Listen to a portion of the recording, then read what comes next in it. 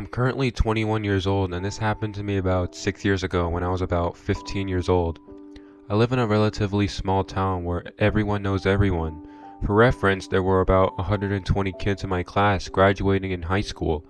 The town is so small and there's not a lot of ground to cover, so it wasn't unusual for parents to let their teenagers wander around outside with their friends. My friend came from a small town and had come over to my house because we were going to see my school's musical later that night. We decided to go wander around outside until it was time to go. She was from a different town, so she was unfamiliar with the area.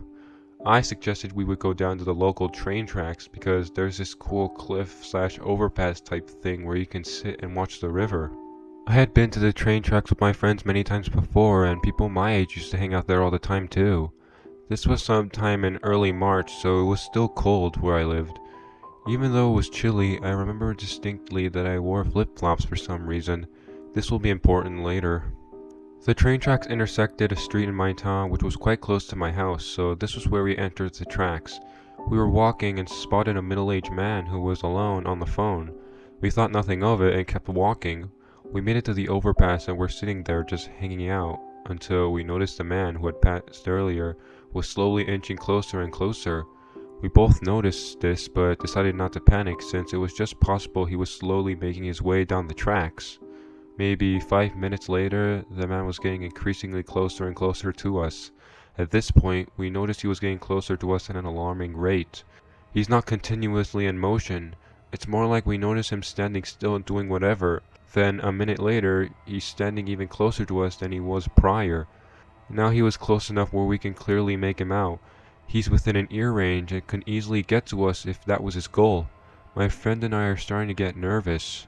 We're two teenage girls in the middle of essentially the woods with no one around us other than this creepy man.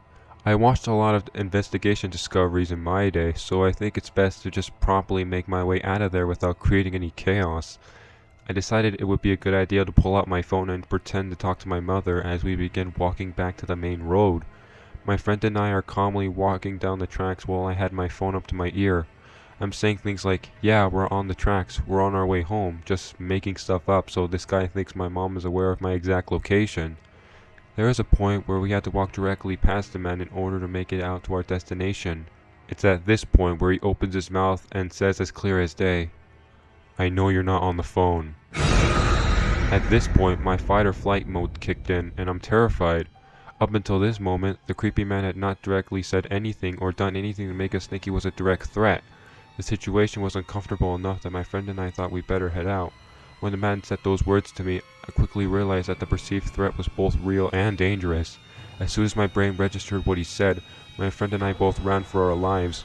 I was never one to enjoy physical activity, let alone running, but I could have won an Olympic medal that day. I ran so fast that my flip-flops broke and I ended up running barefoot on the gravel that lined the tracks. I was so scared that if I looked back, I would see him running at me, so I didn't.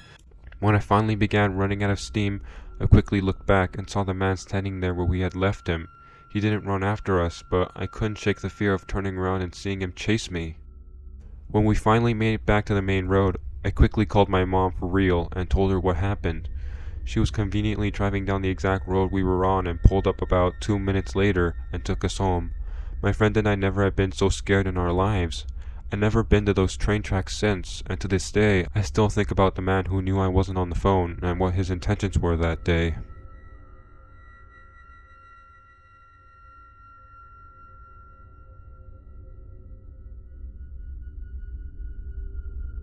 This is not the scariest story, but it definitely creeped me out. For background, I'm a 20-year-old female.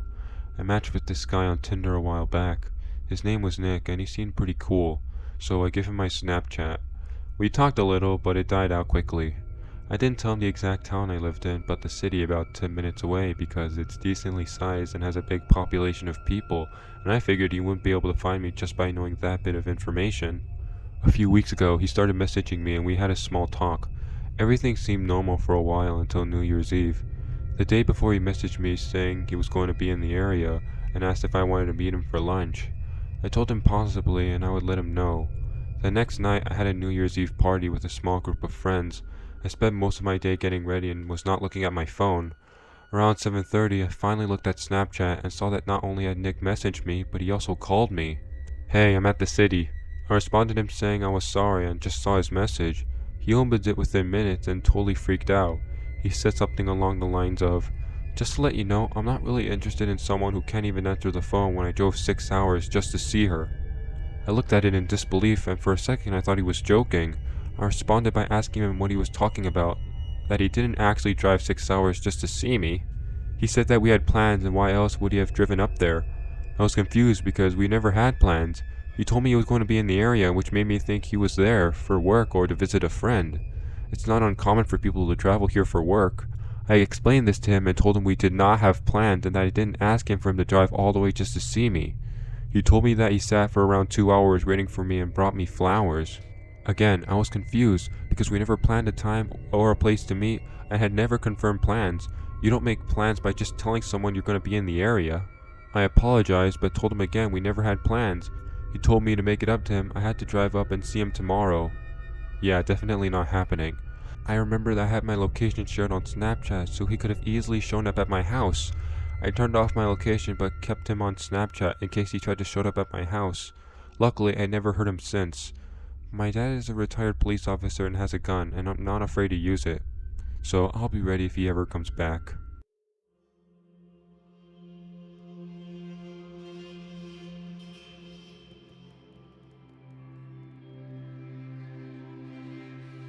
So my story takes place when I was about 13 years old. I'm 19 now, so if the details are unclear, I apologize. I just moved into a small countryside town into a house that was just beside a huge forest. It was a new neighborhood and didn't really have much houses on my street.